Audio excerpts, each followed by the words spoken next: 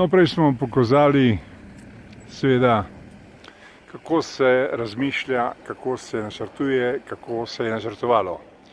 Tukaj pa vidite že samo realizacijo. Objekte, ki že živijo, v njih prebivajo ljudje, in tu je že naselje, ki, kot rečeno, bo sprejelo, ne boste verjeli, 20.000 novih prebivalcev Dunaja. Prebivalcev iz različnih krajev sveta, torej bo postalo to multietično naselje. Kar pa nikogar ne moti, pomembno je, da je v bistvu napredek velik. Zanimiva rešitev, ki jo vidite tukaj, no, to vidite lahko tudi v Ljubljani, to so tako zvane protihrupne zaščite. In tukaj vidite tudi postajo, ki je postavljena zato, da vozijo po celotnem naselju posebni avtobusi ljudi, da ne hodijo peš.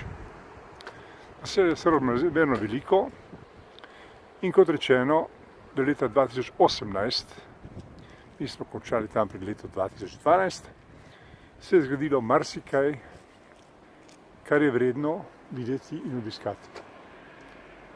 Seveda že delujejo tu vrtci, šole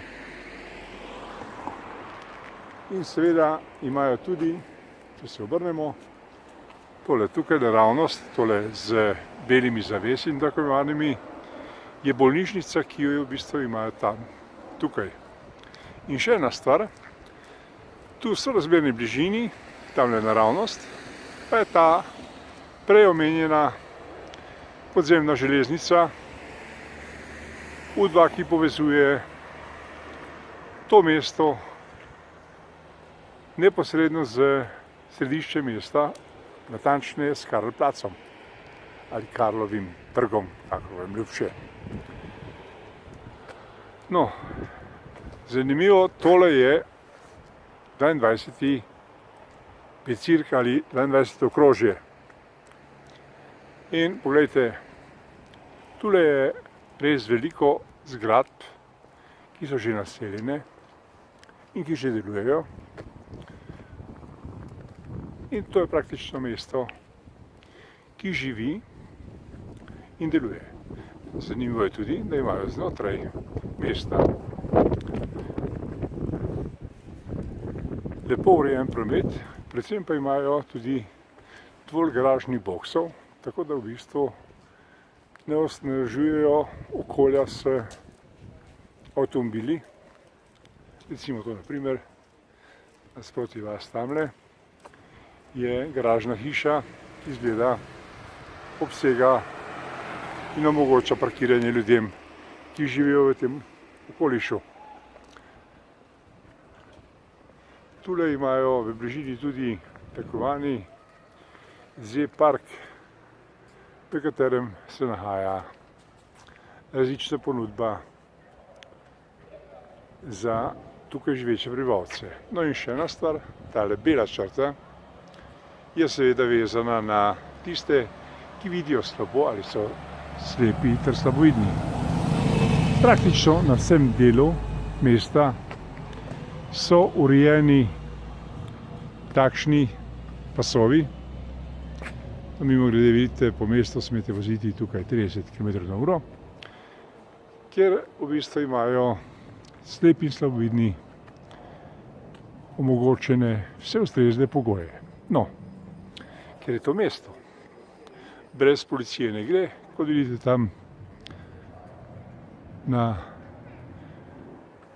Frankbrunn-Swikgasse je policijska postaja, kjer vas varujejo tukajšnji policisti ali kaznujejo, če ravnate napačno. No, tako je približno to naselje, ki se je v zadnjem letu neverjetno razvilo in, kot pravijo poznavalci In tudi podatki, ki so objavljeni o tem mestu, jih bomo tudi objavili. Piše, da v bistvu naj bi bilo veliko interesa za gradnjo tovarn v tukajšnji bližini, saj bodo generacije, ki bodo prihajale sem.